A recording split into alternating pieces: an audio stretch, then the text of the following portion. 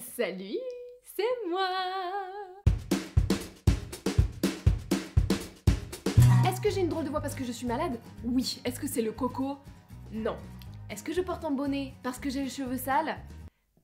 C'est possible. Bonjour à tous et bienvenue dans cette vidéo, j'espère que vous allez bien, j'espère que le Papa Noël vous a gâté ou alors que vous avez réussi à faire de petits bénéfices en revendant les cadeaux éclatés qu'on vous a offerts. D'ailleurs, il va y avoir un petit peu de changement pour l'année 2021, déjà l'arrivée de nouveaux formats avec peut-être un qui arrive la semaine prochaine et puis et surtout un changement dans l'horaire des vidéos, c'est-à-dire que je ne peux plus les sortir le mercredi à 19h30, petit empêchement et tout ça.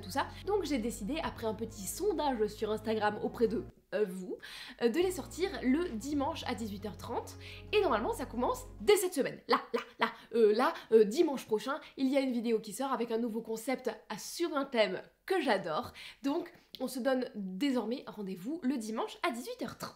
À la fin de cette vidéo, je vous donnerai un petit message d'amour, de bienveillance avec mon cœur grand ouvert, donc j'en profite pour vous dire maintenant que si vous voulez vous abonner et liker en masse la vidéo, faites-vous bien plaisir, après tout, c'est Noël. La semaine dernière, nous avons parlé des pires films de l'année, ou encore des films les plus décevants, ceux qui nous ont fait faire... Cette semaine, nous parlons enfin des meilleurs films de l'année, ceux qui nous ont fait vibrer. Commençons sans plus attendre par le numéro 5, The Gentleman de Guy Ritchie. Ce film ne doit sa place dans ce top qu'au fait que j'ai été très agréablement surprise du résultat. J'en attendais tellement pas du tout que j'ai été vraiment très agréablement surprise. Je sais pas s'il serait dans ce top si j'avais pas été si déçue de Guy Ritchie auparavant, parce que, on va pas se mentir, il y a eu une phase où j'ai plus accroché du tout. Ouais. Oh non. Oh, je refuse d'en parler. Ah oui, enfin du Guy Ritchie comme on les aime, caricatural, piqué à la testostérone avec des dialogues bien pointus et des grosses bastons. C'est ça que j'attendais, c'est ça que j'ai eu, je suis contente. Mais The Gentleman, ça raconte quoi ? Mikey Pearson, un américain baron de la drogue à Londres, décide de prendre sa retraite et ça fout la merde dans toute la mafia anglaise. Lovely. Le schéma narratif est hyper efficace et hyper bien mené, il y a un casting de folie avec Matthew McConaughey, avec Hugh Grant, que ça fait plaisir de voir dans ce genre de rôle, Colin Farrell, Henry Golding et Charlie Chouchou d'amour en âme.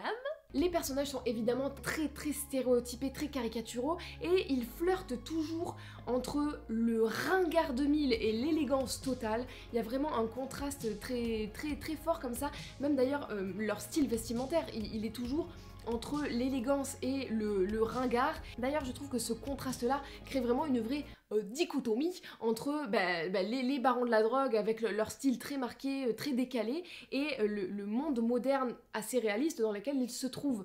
Donc c'est un parti pris qui est voulu. Après, je comprends qu'on n'accroche pas du tout, mais voilà, ça plaît ou ça plaît pas. Alors là, on est sur de la philosophie très évoluée, Léa, hein, bravo. C'est très exagéré, il y a des punchlines toutes les 2 minutes, les personnages sont tantôt, je le disais, hyper classe, tantôt soit beauf, soit dégénéré, soit complètement psychorigide, comme le personnage de Charlie Hunnam qui est génial, qui est pas réaliste du tout et qui est très cool, je trouve. Et j'ai passé un super moment, je vois pas quoi vous dire d'autre, ça se prétend pas à être une représentation des Peaky Blinders modernes, ni quoi que ce soit, ça se prend pas au sérieux, c'est décalé, c'est déjanté, il y a un bon rythme au niveau des scènes, des dialogues, vous passez un bon moment. Donc moi, c'est le numéro 5. Passons au numéro 4 avec, attention, retournement de situation, parce que c'est un film Pixar. Et je pensais réellement, vraiment, que cette année, le Pixar que j'adorais, qui me bouleverserait comme d'habitude, ce serait Soul. Et j'ai vu Soul il y a quelques jours, j'en ai fait d'ailleurs des stories sur Instagram, et j'ai été très mitigée sur ce film-là. On en parlera début janvier puisque je ferai une vidéo rattrapage des films de 2020. Mais du coup, le Pixar que j'ai préféré cette année, c'était En avant de Dan Scanlon. Et oui les gars, même si Soul est mieux réalisé, qu'il y a une meilleure bande son et qu'il est beaucoup plus précis, En avant m'a fait ressentir beaucoup plus de choses. J'ai été nettement moins mitigée sur son message et on a là une vraie aventure. Alors, ça raconte quoi ? Dans un univers qui mêle le fantastique et la modernité, deux frères se lancent dans une quête pour retrouver la magie qui reste dans le monde, une magie qui leur permettrait de peut-être pouvoir revoir leur père. Déjà, je trouve que cet univers mi-fantastique, mi-moderne est vraiment très bien trouvé et bien utilisé. On a vraiment le contraste là aussi entre le monde ultra moderne avec les smartphones, tout ça, et le monde fantastique avec des licornes, des elfes et tout. Je pense qu'ils auraient pu pousser le truc un peu plus, avoir un petit peu plus de bonnes trouvailles, mais néanmoins ça m'a fait vraiment super plaisir de voir ce monde-là, j'ai trouvé ça bien trouvé. Et en plus, je trouve que ça ancre quand même dans la vraie vie avec des personnages qui sont vraiment bien construits, notamment le personnage de la maman, puisque c'est une maman qui élève seule ses deux garçons puisque le père est décédé. Et la maman, c'est une vraie maman. C'est pas une maman de Disney, papillon et pâquerette. Non, non, c'est une maman, une mère de famille, de banlieue, qui élève seule ses deux fils. Un fils très, très exubérant, très fantasme, très grand gamin, et l'autre beaucoup plus introverti et beaucoup plus terre-à-terre. Et ces personnages sont vachement bien et on assiste là à une vraie quête, une épopée, une aventure et on a envie de les suivre. Avec ces thèmes de Pixar qui apparemment deviennent récurrents, du deuil, du manque, de l'absence, avec ce père qui est là sans être là, autant au propre qu'au figuré. Et le message qu'il faut faire son deuil et aller de l'avant pour pouvoir grandir et vraiment avancer dans la vie. Oui, le film s'appelle En avant, là on a une analyse très poussée visiblement. Hein. La thématique aussi du fait que évidemment pour grandir il faut prendre confiance en soi et que ça n'empêche pas de laisser s'exprimer l'enfant et l'imaginaire qu'on a au fond de son petit cœur. Alors oui, ce film n'a pas une esthétique aussi précise que celle de Soul, il n'est pas aussi percutant que Coco, ce n'est pas autant un chef-d'œuvre que Lao. On est sûr qu'elle a kiffé le film là? Mais j'ai passé un excellent moment avec eux d'aventure en quête de la magie qu'il reste dans le monde. Qu'est-ce qu'il y a? Tu as des croquettes? Oui, mais ça, alors ça c'est facile comme argument. Attention les amis, on rentre dans le trio de tête de films que j'estime vraiment réellement être les 3 meilleurs films que j'ai vus cette année. Adieu les cons d'Albert Dupontel. Suze apprend qu'elle est très malade et que c'est incurable. Elle part alors à la recherche de l'enfant qu'elle a été forcée d'abandonner plus de 20 ans auparavant et elle croise la route de JB, un informaticien dépressif, et de Monsieur Blin, un archiviste aveugle. Ils vont eux aussi partir dans une quête folle. Attention, petit passage sans blagounette les amis, parce que ce film m'a bien trop ému. Pour ceux qui commencent un petit peu à connaître la bestiole, vous n'êtes peut-être pas sans savoir que Terry Gilliam est un réalisateur qui est un de mes réalisateurs préférés, si ce n'est pas mon réalisateur préféré. Et Terry Gilliam est un des très bons amis d'Albert Dupontel qui a donc réalisé ce film. Il y a donc un caméo de Terry Gilliam dans ce film. Et même si leurs films ont de grandes différences sur bien des points, ils ont souvent des ressemblances sur lesquelles je suis extrêmement sensible. Souvent, leurs thématiques traitent d'une réalité difficile, pessimiste et triste, et ils font émerger de cette réalité-là l'humain, la poésie et l'absurde. Pour moi, Adieu les cons, c'est exactement ça, c'est des humains qui ressentent trop, qui ressentent bien, qui ressentent mal, qui ressentent fort, dans un monde où les humains ne ressentent plus, ou en tout cas dans un monde qui est en train petit à petit de perdre sa poésie et sa folie. C'est une thématique qui ressemble assez pour moi à celle du premier film de ce top dont on parlera tout à l'heure, et qui ressemble aussi à ce que chante Mia, le personnage que joue Emma Stone dans La La Land, lorsqu'elle chante. And here's to the fools who dream, crazy as they may seem. Gloire aux fous qui rêvent aussi idiots qu'ils puissent paraître. Même cette affiche est magnifique, je veux un putain de mur comme ça. En dehors de cet univers que j'ai adoré, il y a bien d'autres aspects dans ce film qui sont géniaux. Les dialogues sont extrêmement précis, extrêmement efficaces, l'esthétique est très belle, il y a vraiment de très jolis plans, il y a plein de métaphores, des caméos assez sympathiques, du Palma Show ou encore de Kian Kojandi. C'est vraiment un film qui vous fait passer un bon moment, et comme le disait Albert Dupontel lui-même, qui a beaucoup travaillé ses personnages, il disait que c'était l'histoire de quelqu'un qui voudrait vivre mais qui ne le peut pas, et qui rencontre quelqu'un qui pourrait vivre mais qui ne le veut pas. On cherche la vie, l'énergie du positif.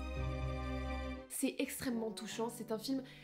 Je n'ai pas de blagounette à vous faire sur ce film, je suis désolée, je suis peu drôle, mais il faut juste aller voir ce film, ça fait du bien à l'humain qu'il y a en toi. On enchaîne les amis avec le top 2 de cette liste, qui ressemble autant à Adieu les cons que je ressemble à Naomi Campbell. C'est-à-dire pas des masses. 1917 de Sam Mendes. Ça raconte quoi? Au cœur des tranchées lors de la Première Guerre mondiale, les soldats Blake et Schofield sont assignés à une mission quasi suicide. Dans quelques heures, il y aura une attaque et ils doivent avertir leurs alliés pour empêcher la mort de centaines de soldats, dont le frère de Blake. Les acteurs sont excellents. George Mackay et Dean Charles Chapman. Leurs noms sont si durs à dire, je suis désolée de me tromper. George Mackay et Dean Charles Chapman font un boulot incroyable, d'autant plus que, j'imagine que vous le savez parce que la communication de ce film a été faite aussi autour de ça, le film est filmé comme un espèce de gros plan séquence. Ce n'est pas vraiment un gros plan séquence, mais plusieurs séquences longues avec des cuts extrêmement bien cachés. Et le jeu est très précis et très chorégraphié dans toute cette machine technique d'une maestria, les amis, impressionnante. C'est vraiment une prouesse technique. D'ailleurs, le making-of est aussi passionnant presque à regarder que le film, tant on voit la précision, la chorégraphie, le timing de ce film qui a dû être extrêmement compliqué à mettre en œuvre et qui est un réel plaisir à voir. D'ailleurs, j'ai vu dans beaucoup de critiques le fait que plusieurs personnes trouvaient que le fait qu'il se soit énormément concentré sur la forme, et beaucoup de gens trouvaient que ça dévalorisait un petit peu le fond. Autant vous dire que je ne suis pas du tout d'accord. Pour moi, ce système de vrai faux plan séquence, ça nous plonge vraiment au cœur de ces tranchées, auprès de ces mecs, ces petits mecs qui auraient pu à l'époque être toi, ton frère, ton cousin, ces mecs complètement inexpérimentés en la matière qui se sont retrouvés du jour au lendemain dans la plus grande boucherie mondiale avec la violence la plus extrême, et comment ils sont confrontés à ça. Vraiment, là on est avec eux au plus près d'eux, au plus près de ce qu'ils ressentent, de leur fatigue, de la violence, de la peur, de la saleté qui les entoure, de la respiration qui s'accélère, de tout ça. Moi j'ai passé le film en apnée, c'est bien simple.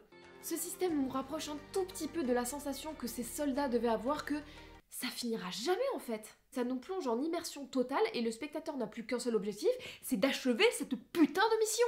La volonté c'était de nous offrir une expérience ultra immersive au cœur des tranchées de la Première Guerre mondiale. Il y a beaucoup d'autres films que j'ai beaucoup appréciés cette année et dont on parlera dans la vidéo des rattrapages, notamment Play ou encore The King of Staten Island, mais parlons tout de suite du numéro 1 de ce top.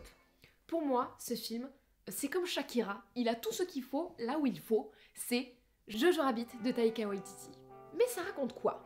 On suit l'évolution de Jojo, un petit Allemand nationaliste hyper fan d'Hitler, qui découvre que sa mère a caché dans le grenier une jeune fille juive. Ça va bouleverser sa vision du monde, dont jusqu'ici son ami imaginaire Adolf Hitler régnait en maître.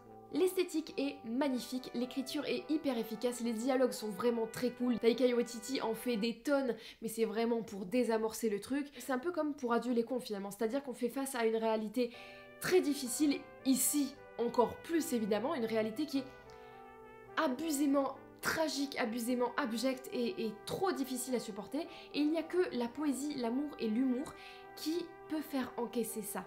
Parce que c'est pour ça qu'il faut se battre, c'est pour l'amour, la poésie, l'humour, la folie. S'il n'y a plus ça, ça vaut plus le coup de se battre, c'est ça qu'il faut défendre. It's a stupid idea. You're stupid. Love is the strongest thing in the world. Et dans ce film, c'est justement l'absurde, la poésie et le rire qui nous fait encaisser les choses extrêmement dures qu'il se passe. Ce qui nous donne évidemment des scènes très contrastées. Faut que j'arrête de faire ça, vous avez compris ce que je voulais dire. On fait vraiment rentrer dans un contexte évidemment tragique de l'humanité au pied de biche. Évidemment, en plus de ça, il y a une esthétique vraiment très jolie, de très beaux plans pour une réalisation où Taika Waititi, décidément, ce mec, il envoie du bois. De plus en plus, il nous balance des trucs, mon gars, moi je dis ok. Pour moi, ce film, c'est infiniment oui. On n'en aura jamais assez de tourner les nazis au ridicule total et de mettre une fausse moustache pour danser dans son salon. Jamais. C'est tout pour moi les amis pour ce top des films que j'ai adoré cette année. Évidemment, c'est très subjectif, on n'est pas tous touchés par les mêmes choses. Et sur cette chaîne, on est vraiment sur de la défense de la poésie, des gens bizarres, des gens décalés, des gens hors cadre et des gens qui aiment la vie et qui aiment tout court. On se retrouve normalement dimanche, si tout va bien, pour un thème encore une fois que j'adore. Rappelez-vous, maintenant c'est le dimanche à 18h30. Et les amis, voici le petit point où je vous ouvre mon cœur. Je vous souhaite à tous vraiment une excellente année 2021. Qu'elle soit folle, qu'elle soit inattendue, qu'elle soit belle. Qu'elle sorte du cadre. Riez, criez, pleurez, cultivez-vous, lisez des livres, écoutez de la musique, regardez des films, nourrissez-vous, mangez des bonnes bouffes, voyez vos potes, prenez soin de vous, prenez soin de ceux que vous aimez et aimez à vous en faire péter le cœur. Merci à tous vraiment pour cette année incroyable où j'ai tenté une nouvelle aventure et où vous m'avez suivi. Je vous remercierai jamais assez de l'amour, du soutien et de votre présence où vous êtes toujours de plus en plus nombreux. Je trouve ça fantastique et merci encore. Vraiment, j'espère que l'année 2021 apportera encore de nouvelles expériences, de nouveaux partages et de nouvelles rigolades sur cette chaîne. Merci encore à tous. Je vous fais de gros bisous. N'oubliez pas de rêver, putain les gars, c'est ça le truc de la vie. C'est ça qu'il faut faire. N'oubliez pas de rêver et je vous souhaite à tous une super fucking année.